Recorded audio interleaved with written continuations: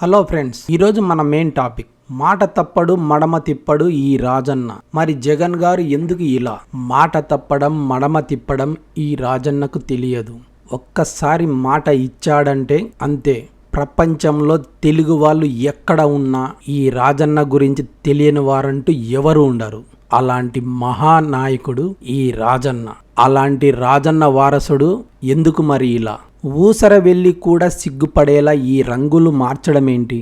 సొంత తల్లిని చెల్లిని ఆస్తి కోసం రోడ్డున పడేసి రాష్ట్ర ప్రజలకు మంచి చేస్తా అంటే నమ్ముతారా? 2019 ఎన్నికల్లో 151 సీట్లు సాధించిన జగన్ గారు 2024 ఎన్నికల్లో కేవలం 11 సీట్లు మాత్రమే రావడం ఏంటి? ఆంధ్రప్రదేశ్ రాష్ట్రం విడిపోయిన తర్వాత జరిగిన ఎన్నికల్లో టీడీపీ కూటమి ప్రభుత్వం ఏర్పాటు చేసింది. 2015 అసెంబ్లీ సమావేశాల్లో అమరావతిని రాజధానిగా చంద్రబాబు నాయుడు గారు ప్రకటించారు.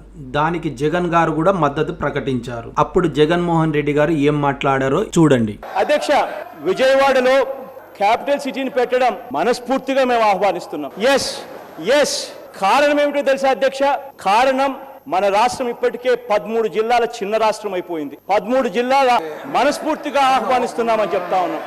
2019 ఎన్నికల్లో వైసీపీ 151 సీట్లతో గెలిచి ప్రభుత్వాన్ని ఏర్పాటు చేసింది. అప్పుడు అమరావతిపై యూటర్న్ తీసుకుని 3 రాజధానులు అని అసెంబ్లీలో తీర్మానం చేశాడు. విశాఖపట్నం ప్రాంతంలో కార్యనిర్వాహక వ్యవస్థ కార్యాలయాలను, అమరావతి ప్రాంతంలో శాసన వ్యవస్థ కార్యాలయాలను, కర్నూలు ప్రాంతంలో న్యాయ వ్యవస్థ కార్యాలయాలను ఏర్పాటు చేయడానికి తీర్మానించడమైనది అని చెప్పి తర్వాత వైజాగ్ రాజధాని అనడము, రాజధానిపై స్పష్టత లేకపోవడంతో 2024లో వైసీపీ 11 సీట్లతో ఘోర ఓటమి చవిచూసింది. ఘోర ఓటమి చూసి సుమారు 2 సంవత్సరాలు అవుతుంది. అమ్మని చెల్లిని గాలికి వదిలేశాడు. ముఖ్యంగా రాజధాని విషయంలో స్పష్టత లేకపోవడం జగన్ శిబిరంలో కలవర పెడుతుంది. మా నాయకుడు పూటకో మాట మాట్లాడుతున్నాడని కార్యకర్తలు నాయకులు లోపల మదన పడుతున్నారు. మన రాజన్న బిడ్డనా ఇలా మాట్లాడుతుండేది?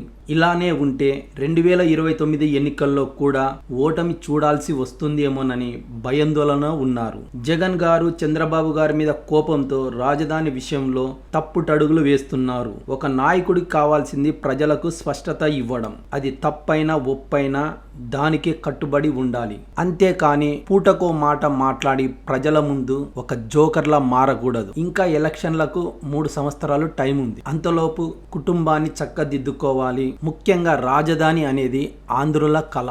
అలాంటి రాజధాని విషయంలో ప్రజలకు స్పష్టత ఇవ్వాలి. జగన్ గారు ముఖ్యమంత్రిగా ఉన్నప్పుడు 3 రాజధానులు అన్నందుకే 11 సీట్లు ఇచ్చారు. మరి ఇప్పుడు కొత్తగా మావిగని అని కొత్త పాట పాడితే ప్రజలు మిమ్మల్ని అసహించుకుంటారు. మీకు రాజధాని అంటే ఇష్టం లేదు అనే అభిప్రాయం ప్రజల్లో కలుగుతుంది. మిమ్మల్ని ఎవరో భ్రష్టు పట్టించాల్సిన అవసరం లేదు. మీరు ఒక్కరు చాలు మీరు భ్రష్టు పట్టడానికి. ఇకనైనా మారండి. జై హింద్.